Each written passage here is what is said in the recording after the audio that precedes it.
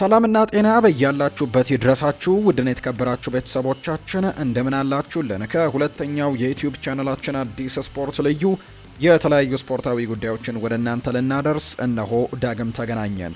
ስለምታደምጡን፣ ስለምትከታተሉን፣ ቆይታችሁን ከኛ ጋርም ስለምታደርጉ እጅጉን ከልብ አድርገን ነው የምናመሰግነው። ፉአድ ባህሩ የዛሬውን ፕሮግራም እየመራው ከእናንተ ጋር ቆይታን አደርጋለሁ። እናንተም ቪዲዮአችንን ላይክ ቻናላችንን ሰብስክራይብ እያደረጋችሁ ቆይታችሁን ከኛ ጋር እንድታደርጉ ነው በአክብሮት የምንጋብዘው። በዛሬ ፕሮግራማችን ትልልቆቹን የአውሮፓ ክለቦች የተመለከቱ በተለይ ደግሞ ከዝውውር ጉዳዮች ጋር አያይዘን ሰፋ ያሉ መረጃዎችን ወደ እናንተ የምናደርስ ይሆናል። እነሱን መረጃዎች እያነሳን ቆይታን እናደርጋለን። እናንተ ግን እስከ ፕሮግራማችን ፍጻሜ ድረስ ከኛ ጋር ቆይታን እያደረጋችሁ ያላችሁን ሀሳብ አስተያየትም እያጋራችሁን ሀሳቦቻችሁን እየጻፋችሁልን ከኛ ጋር ቆይታን እንድታደርጉ የአክብሮት ግብዣን ወደ እናንተም አደርሳለሁ። እስከ ፕሮግራማችን ፍጻሜ ከኛ ጋር ቆዩ። ከመሸጋገሪያ በኋላ በድጋሚ ተመልሰን እንመጣለን። አብራችሁኝ ነው።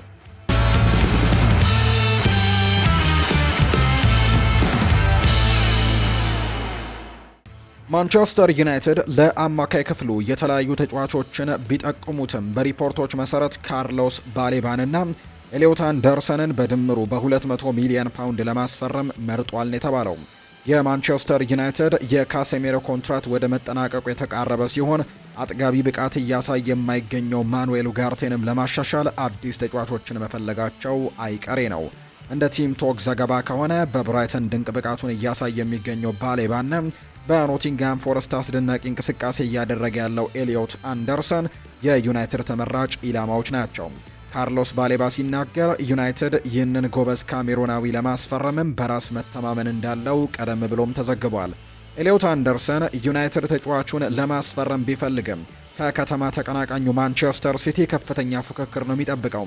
አደም ዋርተን የክሪስታል ፓላሱ ተጫዋች በዩናይትድ የዝውውር ዝርዝር ውስጥ የሚገኝ ሌላኛው ስም ነው።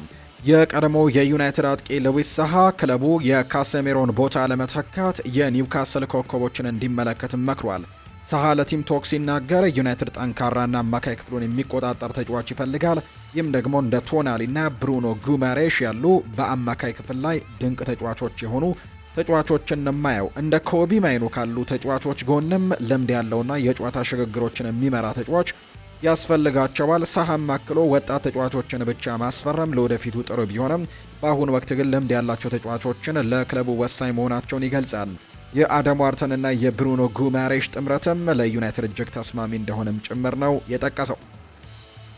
ሊቨርፑል የቀድሞውን የቼልሲ ተከላካይ ፊካዮ ቶሞሪን በ35 ሚሊዮን ዩሮ አካባቢ ለማስፈረም እያጤነ መሆኑ ተዘግቧል። ይህ የኤሲ ሚላን የመሃል ተከላካይ ቀደም ሲል የዝውውር ዋጋው ከዚህ እጥፍ በላይ እንደሚሆን ይገመት ነበር። ነገር ግን ፌጂያስ ተጫዋቹ ከሊቨርፑል ጋር አያይዞ ባወጣው ዘገባ የቶሞሪ የገበያ ዋጋ መቀነሱን አመልክቷል። ይህም ደግሞ ለአርነ ስሎት ስብስብ ጠቃሚ ሊሆን እንደሚችል ተጫዋቹም በታላቅ ቅናሽም ለመገኘት እድል ይፈጥርላቸዋል ተብሏል። ክለቡ ለዚህ ዝውውር ትኩረት የሰጠው ዋነኛ ምክንያትም የኢብራሂማ ኮናቴን ሁኔታ ነው። የኢብራሂማ ኮናቴ ሁኔታ ፈረንሳዊው ተከላካይ ኮንትራቱ ሊያበቃም ጥቂት ወራቶች ብቻ የቀሩት ሲሆን በነፃ ደግሞ ዝውውር የመልቀቅ እድሉ ሰፊ ነው ተብሏል። እንደዛ አትሌቲክ ዘገባ ከሆነ በሊቨርፑልና በኮናቴ መካከል እየተደረገ ያለው የውል ማራዘሚያ ድርድር እስካሁን ምንም አይነት መሻሻልም አላሳየም። ኮናቴ ነፃ ተጫዋች የሚሆን ከሆነ እንደ ሪያል ማድሪድ፣ ባርሴሎና፣ ባየር ሚኒክ እና ፓሪስ ሳን ዠርሜን ያሉ ታላላቅ ክለቦችም እሱን ለማስፈረም ፍላጎቱ አላቸው። የ28 ዓመቱ ቶሞሪ ወደ ፕሪሚየር ሊግ ለመመለስ ፍላጎት ሊኖረው እንደሚችል ይታመናል። በጣሊያን ያለው ቆይታም በእንግሊዝ ብሔራዊ ቡድን ውስጥ የመሰለፍ እድሉን ያጠበበበት ስለሚመስለው ወደ እንግሊዝ መመለሱ ለብሔራዊ ቡድኑ አሰልጣኞችም ብቃቱን ለማሳየት ይረዳዋል ነው የተባለው። ቶተንሃም እና አስተን ቪላም ተጫዋቹን ለማስፈረም ፍላጎት ካሳዩ ክለቦች መካከል ይጠቀሳሉ። ቶሞሪ በብቃቱ ከኢብራሂማ ኮናቴ እኩል ባይመዘንም በዝቅተኛ ዋጋ ገብቶ ግን የፈረንሳዩን ተከላካይ ቦታ ለመሸፈን ጥሩ አማራጭ ሊሆን እንደሚችል ነው ግምቶች እየወጡ የሚገኙት። ባርሴሎና ለአጥቂ መስመሩ አማራጮችን እያጠና ሲሆን የቀድሞውን የሊቨርፑል የፊት መስመር ተጫዋች ዳርዊን ኑኔስን አንደኛው አስገራሚ ኢላማ አድርገው ብቅ ብሏል። እንደ ስፔኑ ፌጂያስ ዘገባ ከሆነ ዳርዊን ኑኔስ በሳዑዲ ፕሮ ሊግ ክለብም አልሂላል ለ6 ወራት ብቻ የቆየ በኋላ ወደ አውሮፓ ለመመለስ ፍላጎቱ በማሳየቱ በባርሴሎና እየታሰበበት ነው። የዩራጓይ ኢንተርናሽናል በሊቨርፑል ቤት በነበረው ቆይታ በ143 ጨዋታዎች 40 ግቦችን ብቻ በማስቆጠር ተስፋ አስቆራጭ ጊዜን ካሳለፈ በኋላ ክለቡን እንዲለቅ ተደርጎ እንደነበር ይታወሳል። በአሁኑ ክለቡም አልሂላልም ቢሆን በ24 ጨዋታዎች 9 ግቦችን ብቻ ነው ያስቆጠረው። የሳዑዲ አረቢያ እግር ኳስ ደረጃ ዝቅ ያለ መሆኑን ስትመለከት ኑኔዝ ወደ ከፍተኛው የአውሮፓ እግር ኳስ ለመመለስ የሚያደርገው ጥረት ቀላል አይሆንም። ምንም እንኳን የ26 ዓመቱ ኑኔስ ባርሴሎና የሚወዳቸው አንዳንድ ክህሎቶች ቢኖሩትም የክለቡ ቀዳሚ ምርጫ ላይሆን ይችላል። እንደ ሪፖርቱ ከሆነ ባርሴሎና የሚከተሉ ተጫዋቾችም በዝርዝር ውስጥ አካቷል። ሃሪ ኬን አንደኛው ነው ከባየር ሚኒክ። የክለቡ የህልም ዝውውር ቢሆንም ከሚጠይቀው ከፍተኛ ገንዘብና ከባየር ሚኒክ ካለው አስፈላጊነት አንጻር ዝውውሩ የማይመስል እንደሆነ ነው ተደርጎ የሚወሰደው። ሌላኛው ዶሻን ቭላሆቪች ነው ከዩቬንቱስ እንደ ሌላኛው አማራጭ እየታየ ይገኛል። ባርሴሎና የፋይናንስ ችግር ስላለበት እንደ ሃሪኬን ያሉ ውድ ተጫዋቾችን ማስፈረም ካልቻለ እንደ ኑኔዝ እና ቭላሆቪች ያሉ በአንጻራዊነት አነስተኛ ዋጋ ያላቸው ተጫዋቾችን ለመመልከት ይገደዳል። ኑኔዝ በሊቨርፑል ቤት የነበረው ቆይታ ደካማ ቢሆንም በባርሴሎና ደረጃ ራሱን ዳግም ለማሳየት እድል ያገኘ እንደሆነም በቀጣይ ወራት የሚታይ ነው። ሆኖም ግን የሊቨርፑል ደጋፊዎች ተጫዋቹን ወደ ክለባቸው እንዲመለስ ይፈልጋሉ ተብሎ ግን አይታሰብም። አርሰናል የአትሌቲኮ ማድሪዱን አጥቂ ሁሊያን አልቫሬዝን ለማስፈረም ባለው ተስፋ ላይ ባርሴሎና ከፍተኛ ስጋት ደቅኖበታል። እንደ ፌጂያስ ዘገባ ከሆነ ባርሴሎና ሁሊያን አልቫሬዝን ለማግኘት 70 ሚሊዮን ዩሮ በጥሬ ገንዘብና በተጨማሪ ደግሞ አንድ ወይም ደግሞ ከዚያ በላይ ተጫዋቾችን ለአትሌቲኮ ማድሪድም ለማቅረብ እቅድ እንዳለው ነው የተነገረው። አትሌቲኮ ማድሪድ ለአርጀንቲናዊው ኮከብ 200 ሚሊዮን ዩሮ የሚጠጋ እጅግ ከፍተኛ ዋጋ በመጠየቁ ባርሴሎና ዋጋውን ለመቀነስ የሚከተሉት ተጫዋቾችን እንደ ክፍያ አካል አድርጎ ሊጠቀምባቸው ይችላል። አንደኛው ማርክ ካሴዶ ነው። ሌላኛው አንሱ ፋቲ እንዲሁ ኤሪክ ጋርሲያ ይገኙበታል። በአሁኑ የፋይናንሻል ፌር ፕሌይ ህግጋት እንዲህ አይነት ከፍተኛ ገንዘቦችን መክፈል አስቸጋሪ በመሆኑ ተጫዋቾችን መለወጥ ብቸኛው አማራጭ ሊሆን ይችላል። የ26 ዓመቱ ሁሊያን አልቫሬስ በዲየጎ ሲሞኔ ቡድን ውስጥም በ92 ጨዋታዎች 42 ግቦችን በማስቆጠርም ጥሩ ታሪክ ቢኖረውም በቅርብ ጊዜያት ግን ብቃቱ ቀንሷል። በክለቡ የመጨረሻ 16 ጨዋታዎችም በላሊጋና በቻምፒየንስ ሊግ ያስቆጠረው 2 ግቦች ብቻ ነው። ምንም እንኳን ለአርሰናል ከቪክተር ዮኬሬሽ የተሻለ አማራጭ ሊሆን ይችላል ተብሎ ቢታመንም በአሁኑ ወቅት የ200 ሚሊዮን ዩሮ ተጫዋችም አይመስልም። ተጫዋቹ በዚህ ክረምት የሚለቅ ከሆነ ከሁለቱ ክለቦች መካከል ምርጫ ሊያጋጥም ይችላል። ባርሴሎና በቅርብ ታሪክ ትልልቅ ዋንጫዎችን በማንሳት የተሻለ የመሆናቸው ለተጫዋቹ ይበልጥ ሳቢ ሊሆኑ ይችላሉ። እንዲሁም ደግሞ ተጫዋቹ በስፔን ካለው የተሻለ አፈጻጸም አንጻር እዚያው መቀየቱን ሊመርጥ ይችላል። ሁሊያን አልቫሬስ በማንቸስተር ሲቲ በነበረው ቆይታ የእንግሊዝ እግር ኳስን የሚያውቅ በመሆኑ ለሁለተኛ ጊዜ ወደ ፕሪምየር ሊግ የመመለስ ፍላጎት ሊኖረው ይችላል። ሆኖም ግን አርሰናል አሁንም አሸናፊ ፕሮጀክት ለመሆን እየታገለ መሆኑ ጥያቄ ሊያስነሳ እንደሚችል ነው መረጃዎች እየወጡ የሚገኙት። ቶትናም ሆትስፐርስ የቼልሲውን አጥቂ ኒኮላ ጃክሰንን ለማስፈረም በሚደረገው ቅድመ ድርድር ላይ መሪነቱን መያዙን የተዘገበው። ይህም የሴኔጋል ኢንተርናሽናል በስታንፈርድ ብሪጅ በነበረው ቆይታም ሆነ ዘንድሮ በውሰት በቆየበት ባየር ሚኒክ የሚጠበቀውን ያክል ተጽዕኖ መፍጠር ተስኖታል። ኒኮላ ጃክሰን በባየር ሚኒክ ቤት በ22 ጨዋታዎች ያስቆጠረው 5 ግቦችን ብቻ ሲሆን በቼልሲ በነበረው 2 የውድድር ዘመናት ደግሞ በ81 ጨዋታዎች 30 ግቦችን አስቆጥሮ ነበር። ጃክሰን በቼልሲም ሆነ በባየር ሚኒክ ደካማ አፈጻጸምን በማሳየቱ ቼልሲ በክረምቱ ተጫዋቹን መሸጡ አይቀር ይመስላል። እንደ ፌጂያስ ዘገባ ከሆነም ቶትናም በዝውውር ፉክክሩ ቀዳሚ ቢሆንም የ24 ዓመቱ አጥቂ ከአትሌቲኮ ማድሪድ ፍላጎትም ቀርቦለታል። በተጨማሪም አስተን ቪላ ተጫዋቹን ከሚከታተሉት ክለቦችም አንዱ እንደሆነ በቲም ቶክ ላይ ተዘግቧል። ምንም እንኳን ኒኮላ ጃክሰን እንደ ቼልሲ እና ባየር ሚኒክ ላሉ ታላላቅ ክለቦች የሚመጥን ባይመስልም እንደ ቶትንሃም ወይም ቪላ ባሉ መካከለኛ ደረጃ ላይ በሚገኙ ክለቦች ግን ጥሩ ጊዜን ሊያሳልፍ እንደሚችል ነው የሚታመነው። ለሰሜን ለንደኑ ክለብ ቶትንሃም ይህ የውድድር ዘመን አስቸጋሪ ነበር። ክለቡ በክረምቱ እንደ ራንደል ኮሎ ሙአኒ እና ማቲያስ ቴል ያሉ ውጤታማ ያልሆኑ አጥቂዎችን ለመተካትም አዲስ አጥቂዎችን ማስፈረም ቅድሚያ የሚሰጠው ጉዳይ ነው። ኮሎ ሙአኒ እና ማቲያስ ቴል የሚጠበቀውን ያክል አላከናወኑም። ዶሚኒክ ሶላንኬ ደግሞ በጉዳት ምክንያት እየተሰቃየ ነው። ኒኮላ ጃክሰን ፍጹም የሆነ አጥቂ ባይሆንም በቶትንሃም ቤት ለውጥ ሊያመጣ እንደሚችል ግን ይገመታል። እስካሁን የመጨረሻው ውሳኔውን ባይሰጥም ቶትንሃም በድርድሩ ላይ ግን ጥልቅ እድገትን እያሳየ እንደሆነ ለደጋፊዎችም ትኩረት የሚስብ ጉዳይ ይሆናል ተብሎ ነው የሚታሰበው። ሊቨርፑል የሊድስ ዩናይትዱን ተከላካይ ያን ቢጆልን እንዲሁ ለማስፈረም ያልተጠበቀ ፍላጎት ማሳየቱን የተነገረው የ27 ዓመቱ ተከላካይ የውድድር ዘመኑ መጀመሪያ ላይ ሊድስን ከተቀላቀለ በኋላ እያሳየ ባለው ድንቅ ብቃት የበርካታ የፕሪሚየር ሊግ ክለቦችን ትኩረት ስቧል። እንደ ፉትቦል ኢንሳይደር ዘገባ ከሆነ ሊቨርፑል የኢብራሂማ ኮናቴን መልቀቅ ተከትሎ ቢጆልን ለማስፈረም እንቅስቃሴ ሊጀምር ይችላል። ፈረንሳዊው ኢንተርናሽናል ኢብራሂማ ኮናቴ በውድድር ዘመኑ ማጠቃለያ ኮንትራቱን የሚጠናቀቅ ሲሆን እስካሁን ከሊግ ሻምፒዮኖች ጋር አዲስ ስምምነት አልፈረመም። በመሆኑም ሊቨርፑል እሱን በሚገባ መተካትም የሚችል ተጫዋችን መፈለግ ይኖርበታል። ለተጫዋቹ ያለው ጠቀሜታን ስንመለከት ሊቨርፑልን የመቀላቀል ዕድል ለቢጆል በሙያ ሕይወቱ ትልቅ እድገት የሚፈጥርለት ሲሆን ራሱንም በከፍተኛው የእግር ኳስ ደረጃ ላይ ለመፈተንም ያስችለዋል። በተጨማሪም ለትልልቅ ዋንጫዎች የመፎካከር ዕድልን ያገኛል። ተጫዋቹ በጣም ምርጥ የመሃል ተከላካይ በሚልም አድናቆት የሚቸረው ነው። የሊድስ ዩናይትድን አቋም ስንመለከት ቢጆል በአሁኑ ወቅት በሙያ ሕይወቱ ከፍተኛው ደረጃ ላይ ይገኛል። ሊድስ ዩናይትድ ግን ለቡድኑ ቁልፍ የሆነውን ተጫዋች በቀላሉ ይለቋል ተብሎ አይታሰብም። የእሱ መልቀቅ ለክለቡ ትልቅ ጉዳት እንደሆነ ነው የሚነገረው። ሊቨርፑል በዚህ የውድድር ዘመን ተስፋ አስቆራጭ ጊዜን እያሳለፈ ሲሆን በሚቀጥለው ዓመት በቻምፒየንስ ሊግ የመሳተፍ እድሉ ገና አልተረጋገጠም። ክለቡ በሚቀጥለው የውድድር ዘመን ጠንክሮ ለመመለስ በስብስብ ውስጥም ያሉ ክፍተቶችን መድፈን ይኖርበታል። በተለይም የተከላካይ ክፍሉን ጥልቀት መጨመር ቀዳሚ ተግባራቸው መሆን ያለበት። የ27 ዓመቱ ቢጆልን ማስፈረምም ብልህነት የተሞላበት ውሳኔ ሊሆን ይችላል። ተጫዋቹ ከፕሪሚየር ሊጉ ጋር የተላመደ በመሆኑ በቀጥታ ወደ ሜዳ ገብቶ ለውጥ ማምጣትም ይችላል ተብሎ ነው የሚታመነው። ቶተንሃም ሆትስፐርሶች የባየር ሌቨርኩዘኑን ተከላካይ ኤድመንደን ታብሶባን ለማስፈረም ፍላጎት እንዳለው ነው የተነገረው። የ27 ዓመቱ ተከላካይ በጀርመን ቤት እያሳየ ያለው ድንቅ ብቃትም የሰሜን ለንደኑን ክለብም ትኩረት ስቧል። እንደ አፍሪካን ፉት ዘገባ ከሆነ ተጫዋቹ በውድድር ዘመኑ ማጠቃለያ በ40 ሚሊዮን ዩሮ ሊገኝም ይችላል። ቶተንሃም ለተከላካይ ክፍሉ ጥራትና ጥልቀት ለመጨመርም ኤድመንደን ታብሶባን ለረጅም ጊዜ ሲከታተለው የቆየ ሲሆን አሁን ላይ ዝውውሩን ለመፈጸምም ዝግጁ ነው። ቶተንሃም በክረምቱ በመሃል ተከላካይ ክፍሉ ላይ ኢንቨስት ለማድረግም የተገደደባቸው ምክንያቶች ያሉ አንደኛው ክሪስቲያን ሮሜሮ ነው። ከክለቡ ሊለቅ እንደሚችል የሚገልጹ ዘገባዎች እየወጡ ይገኛሉ። ሌላኛው ራዱ ድራጉሺን ነው። በቂ የጨዋታ ጊዜን ለማግኘት ባለመቻሉ ክለቡን ለቆ ለመሄድም ይፈልጋል። በመሆኑም ይህ የቡርኪና ፋሶ ኢንተርናሽናል በፕሪሚየር ሊጉ ስኬታማ ለመሆን የሚያስፈልገው ጥራት ያለው በመሆኑ ለቶተንሃም ተመራጭ ሊሆን ይችላል። ታብሶባ በአሁኑ ወቅት በሙያ ሕይወቱ ምርጥ ብቃት ላይ የሚገኝ በመሆኑ አዲስ ፈተናን ለመጋፈጥ ትክክለኛው ጊዜ ነው። ወደ ፕሪሚየር ሊግ ማምራቱ ራሱን በከፍተኛ ደረጃ ለመፈተንና ከሰሜን ለንደኑ ክለብ ጋርም ለዋንጫ ለመፎካከር እድል ይሰጠዋል ተብሎ ነው የሚታሰበው። ቶተንሃም 40 ሚሊዮን ዩሮ የመክፈል አቅም ቢኖረውም ክለቡ ግን የተጠየቀውን ዋጋ ለመክፈል ፈቃደኛ መሆኑ የሚታይ ይሆናል።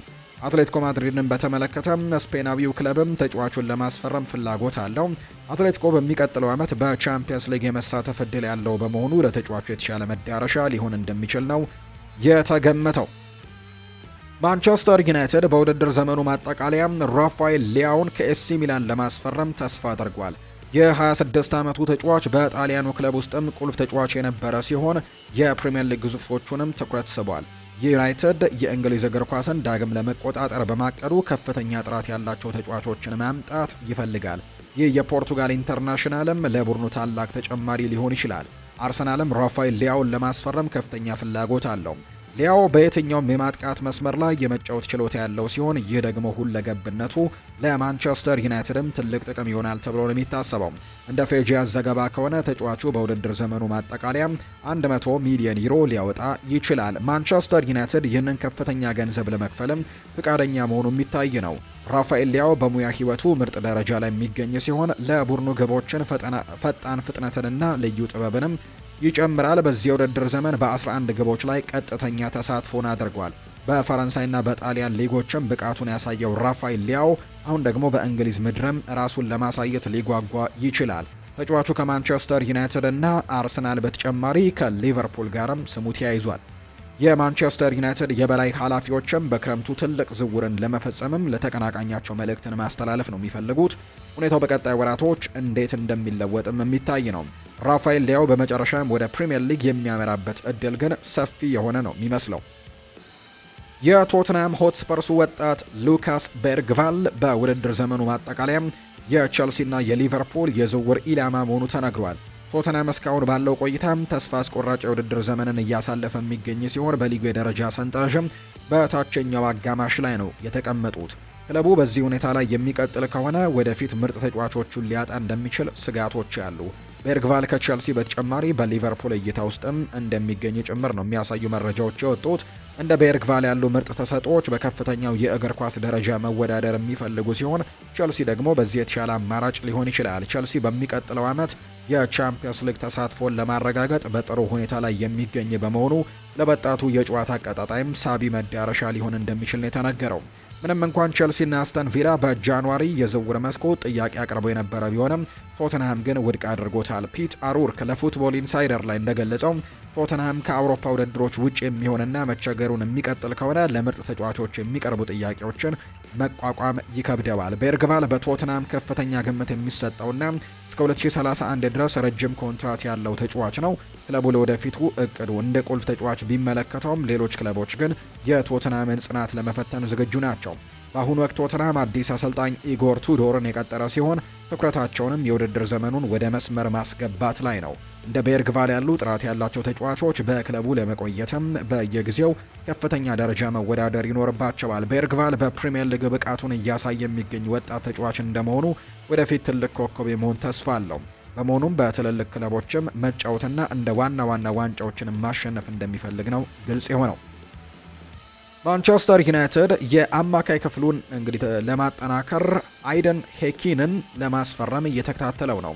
የ23 ዓመቱ ተጫዋች በሻምፒየንሺፑ ማለትም በእንግሊዝኛ ሁለተኛው ሊግ ድንቅ ብቃቱን እያሳየ የሚገኝ ሲሆን ለአማካይ ክፍሉ ጥራትና ጥልቀት ለሚፈልገው ዩናይትድ ደግሞ ጠቃሚ ዝውውር ሊሆን እንደሚችል ይታመናል። ይህንን ተጫዋች በተመጣጣኝ ዋጋ ማስፈረም ለክለቡ ጥሩ የንግድ ስራ ሊሆንለት እንደሚችል ነው የሚታመነው። ሀኪን በአማካይ ክፍል ላይ ፈጠራንና ግስጋሴንም የሚጨምር አይነት ተጫዋች ነው። ለማንቸስተር ዩናይትድ የመጫወት እድል ደግሞ ለተጫዋቹ እምቢ ለማለት የሚከብድ አይነት ኦፈር ወይም ደግሞ እድል እንደሆነ ነው በርካቶች የሚያነሱ። ስለዚህም በክረምቱ ዝውውሩ እንዲሳካ ይፈልጋሉ። ተጫዋቹ በአሁኑ ክለቡ የሚቆይበት ሁኔታም ክለቡ ወደ ፕሪሚየር ሊግ በሚያደርገው ጉዞ ላይ የተመሰረተ ነው። ፒተር ኦርክ በፉትቦል ኢንሳይደር ላይ እንደገለጸው ሚድልስቦሮ ሃይደን ሃኪንን ማጣት አይፈልጉም። ወደ ፕሪሚየር ሊግም የሚያድጉ ከሆነ ይህንን የእንግሊዝ ከ21 ዓመት በታች ኢንተርናሽናልም በክለቡ ለማቆየት ተስፋ ያደርጋሉ። ነገር ግን ካላደጉ ግን እሱን ማቆየት በጣም ከባድ ይሆንባቸዋል ነው የተባለው። ሊድስ ዩናይትድ እና ኤቨርተን ሁለቱም ክለቦች ተጫዋቹን ሁኔታም በቅርበት እየተከታተሉ ነው። ለአማካይ ክፍላቸውም ተስማሚ ዝውውር እንደሚሆንላቸው ያምናሉ። ፉላምም የተጫዋቹ አድናቂ እንደሆነ ጭምር ይናገራል። ሀኪን ከፍተኛ አቅም ወይም ፖቴንሻል ያለው ወጣት ተጫዋች በመሆኑ በልምድና በጥሩ ስልጠና ታግዞ ደግሞ ለየትኛውም የፕሪሚየር ሊግ ክለብ ወሳኝ ተጫዋች የመሆን እድል አለው። ማንቸስተር ዩናይትድም በዓለም ላይ ካሉ ትልልቅ ክለቦች አንደኛው እንደመሆኑ በክረምቱ መጨረሻ ግልጽ ጥያቄ ካቀረበ የተጫዋቹን ቀልብ ማማለሉ አይቀሬ እንደሆነ ነው ዘገባዎቹ ያነሱት። ሊቨርፑል የሪያል ማድሪዱን ወጣት ኮከብ አርዳ ጉሌርን በክረምቱ የዝውውር መስኮት ለማስፈረም ጥረት እያደረገ መሆኑ ተገልጿል። ከዚህ በፊት አርሰናል ነበር የዚህ ተጫዋች ፈላጊ። አሁን ላይ ግን ሊቨርፑልን ፍላጎት እንዳለው ተናግሯል። እንደ ፌጂያስ ዘገባ ከሆነ ሊቨርፑል በውድድር ዘመኑ ማጠቃለያም ሻቪ አሎንዞን በአርኔ ስሎት ምትክ አሰልጣኝ አድርጎ ለማምጣት እያሰበ ሲሆን አሎንዞም ይህንን ቱርካዊ የጨዋታ አቀጣጣይ እንደ መጀመሪያ ዝውውሩ እንዲመጣለትም ሊፈልግ ይችላል ተብሏል። አርዳ ጉለር በዚህ የውድድር ዘመን በሁሉም ውድድሮች 3 ግቦችንና 12 አሲስቶችን በድምሩ 15 የጎል አስተዋጽኦችን በማስመዝገብ ድንቅ ብቃቱ ላይ ነው። የ20 ዓመቱ ወጣት በመሀልም ሆነ በመስመር ላይ የመጫወት ችሎታ ያለው ሲሆን ለሊቨርፑል የማጥቃት ክፍልም ተጨማሪ ፈጠራን ይጨምራል ተብሏል። የገበያው ዋጋ ደግሞ ሪያል ማድሪድ ለተጫዋቹ 90 ሚሊዮን ዩሮ እየጠየቀ ሲሆን ይህ ዋጋ ደግሞ ለወጣት ተጫዋቾች ከፍተኛ ቢሆንም የጉለር ተሰጥኦ ግን ዋጋውን ሊያጸድቀው እንደሚችል ነው የሚታመነው። ሊቨርፑል ተጫዋቹን ለማግኘት ብቻውን አይደለም፣ አርሰናልና ቼልሲም ተጫዋቹን ለማስፈረም ቀዳሚውን ስፍራ ለመያዝም እየተፎካከሩ እንደሚገኝ ተናግሯል። በተለይም አርሰናል ለተጫዋቹ እስከ 100 ሚሊዮን ዩሮ የሚደርስ ጥያቄም ለማቅረብ ዝግጁ ሊሆን እንደሚችል ነው የተነገረው። ምንም እንኳን አርዳ ጉሌር ልዩ ተሰጥኦ ቢኖረውም ሊቨርፑል አሁንም በሌሎች ቦታዎች ላይ ክፍተቶች እንዳሉበት ይታወቃልና ክለቡ ጥራት ያለው የመሃል ተከላካይ፣ የተከላካይ አማካኝና የመስመር ተጫዋች ለማምጣት ቅድሚያ ሊሰጥ እንደሚችል ይገመታል። በአሁኑ ወቅት በሊቨርፑል ቤት እንደ ፍሎሪያን ቬርትስ እና አሌክሲ ማካሊስተር ያሉ የፈጠራ ተጫዋቾች ቢኖሩም ሻቪ አሎንዞ ወደ አንፊልድ የሚመጣ ከሆነ ግን አርዳ ጉሌር የክለቡ ዋነኛ ኢላማ እንደሚሆን ነው የሚጠበቀው። የቀድሞ የጣሊያን ብሔራዊ ቡድን ኮከብ አንቶኒዮ ካዛኖ በኒውካስል ዩናይትድ አማካይ ሳንድሮ ቶናሊ እና በሌሎችም የሀገሩ ተጫዋቾች ላይ ጠንካራ ትችቶችን ሰንዝሯል። ካሳኖ ከካልቺዮ መርካቶ ጋር ባደረገው ቃለ ምልልስ አሁን ያለው የጣሊያን ብሔራዊ ቡድን የጥራት ደረጃ እጅግ ዝቅተኛ መሆኑን ገልጾ በማንቸስተር ሲቲ ግብ ጠባቂ ጂያንሉጂ ዶናሩማ ብቻ ቡድን ውስጥም ያለ ብቸኛው ትክክለኛ ተጫዋች ወይም ሻምፒየን መሆንም ተነግሯል። ካሳኖ ቶናሊ በቴክኒክ ረገድ ደካማ መሆኑንና መሮጥ ብቻ ለስራው ደግሞ እንደሆነ በመጥቀስም በስላቅ እንዲህ ሲል የተናገረው ብቸኛው ሻምፒዮን ዶናሩማ ነው። ቶናሊ በፕሪሚየር ሊግ ይጫወታል፣ ነገር ግን ምንም ውጤት የለውም። ይሮጣል። የሱ የአትሌቲክስ ስፖርት ሰሪ መሆን ነበረበት። እሱና ባሬላ ደካማ ናቸው። ባሬላ ቀድሞ ይሮጥ ነበር፣ አሁን ግን እሱም አቁሟል። እኛ የምንፈልገው ጥራት ወይም ኳሊቲ ነው። ካሳኖ ይህ ሲል የጣሊያን ብሔራዊ ቡድን ቀድሞ ከነበሩት እንደ ቶቲ ያሉ በቴክኒክ ከበለጸጉ ተጫዋቾች ይልቅ አሁን ላይ መሮጥ ላይ ብቻ የሚያተኩሩ ተጫዋቾች መሞላቱን ለማሳየትም ነው። ካሳኖ ቢተቸውም ቶናሊ ግን ኒውካስልን ከተቀላቀለ በኋላ ለክለቡ ቁልፍ ተጫዋች መሆን ችሏል። በቅርቡም ከሪያል ማድሪድ ጋር ስሙ ተያይዟል። በፕሪሚየር ሊጉም ያለው የስራ ታታሪነትና የተከላካይ ክፍልን ድጋፍ ለኒውካስል ዩናይትድ ትልቅ ዋጋ ያለው ሲሆን በተጨማሪም በሊቨርፑል፣ ማንቸስተር ዩናይትድ እና አርሰናልም ተፈላጊ ነው። የጣሊያን ለ2026 ዓለም ዋንጫ ለማለፍ በሚደረገው የማጣሪያ ጨዋታ በፕሌይኦፍ ከሰሜን አየርላንድ ጋር የምትገናኝ ሲሆን ካለፈችም ከዌልስ ወይም ከቦስኒያ አሸናፊ ጋር ትጫወታለች። ቶናሊ በእነዚህ ወሳኝ ጨዋታዎች ላይ ብቃቱን በማሳየት ካሳኖ የሰነዘረበትን ትችት ምላሽ ለመስጠትም እድል ይኖረዋል ተብሎ እንደሚታሰብ ነው መረጃዎች እየወጡ የሚገኙት። ውድና የተከበራችሁ ቤተሰቦቻችን ከሁለተኛው የዩቲዩብ ቻናላችን አዲስ ስፖርት ልዩ ለዛሬ ያዝነላችሁ ስፖርታዊ ጉዳዮቻችን እነዚህን ነበር የሚመስሉት። ስላደመጣችሁን፣ ስለተከታተላችሁን፣ ቆይታችሁን ከኛ ጋርም ስላደረጋችሁ እጅጉን ከልብ አድርገን እናመሰግናለን። ፏድ ባህሩ የዛሬውን ፕሮግራም እየመራው ከእናንተ ጋር ቆይታን ያድርግ ያለው። በቀጣይ ፕሮግራሞቻችን ሌሎች ስፖርታዊ ጉዳዮችን ይዘን በድጋሚ የምንመጣ ይሆናል። ስለምታደምጡን፣ ስለምትከታተሉን ቆይታችሁን ከኛ ጋር ስለነበር ከልብ አድርጌ ነው የማመሰግነው። በቀጣይ ፕሮግራሞቻችን በድጋሚ እንገናኛለን። መልካም ጊዜ እንዲሆንላችሁ ነው በአክብሮት የምመኘው።